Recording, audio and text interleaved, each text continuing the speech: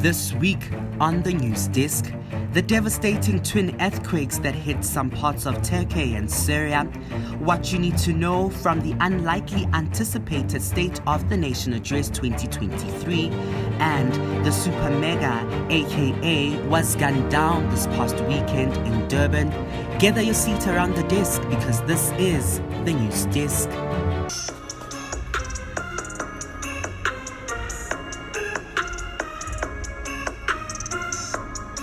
Hello and welcome to the News Desk, another episode where we are going to be informing you, impacting you and inspiring you on all the stories that we've been tracking for you and definitely getting your fresh views. Let's begin without wasting time by starting off and taking the world in the week.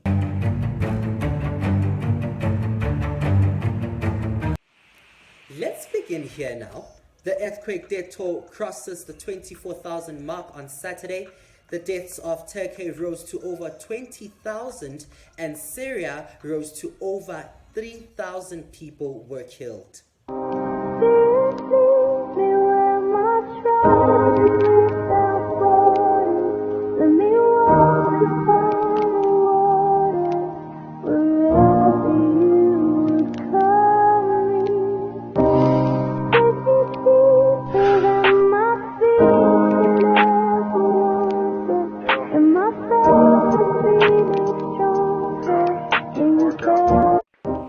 This comes after a massive magnitude 7.8 earthquake hit near the southeastern Turkish city at 17 minutes past 4 a.m. local time on Monday, as people were sleeping at the depth of about 17.9 kilometers. It was also felt in neighboring cities and countries such as Syria.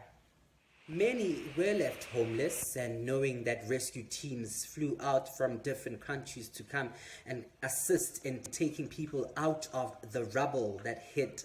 A lot of things were damaged, buildings were damaged, people's homes were damaged, and many rescue teams such as Gift of the Givers were there to come help aid those who were in need of something to eat, something to keep warm, as we all know that it is still the winter season in those shores. Condolences to the family and friends of those who have lost their loved ones and those who are trying to still regain their lives back.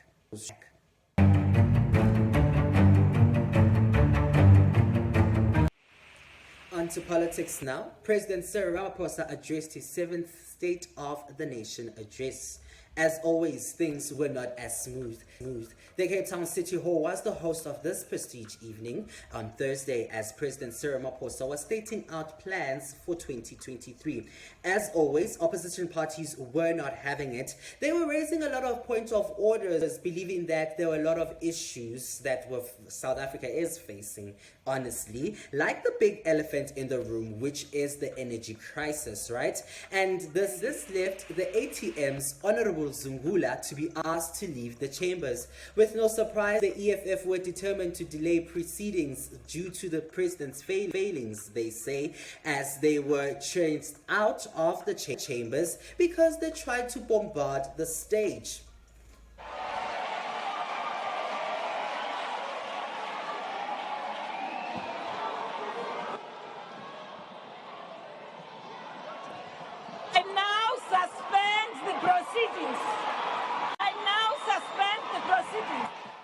And guess what? The EFF came back to challenge the national speaker, Nosiviwe Mampisa Nqakula, saying that, OC, you need to come back and apologize to us for throwing us out for causing disorder, right? Or else she will face the court ruling. This comes after they were thrown out of the chambers. And then when we thought that everything was laying low, the DA's John Steenhuisen rose his hand up to actually say, Madam Speaker, these security guards were armed and they came in before you ordered them to step in. After all the delays, Finally, Mr. President was given the opportunity to state his nation address, right?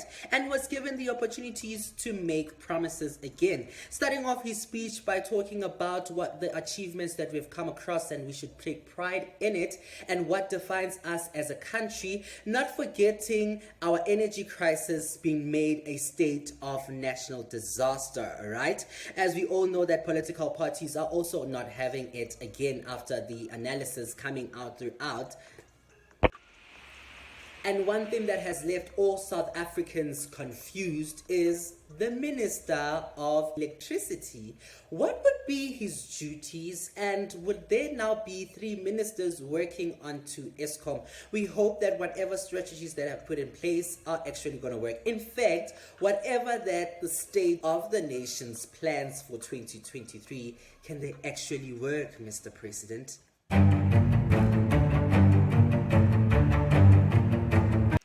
In other news now, Keenan, aka Forbes, is no more.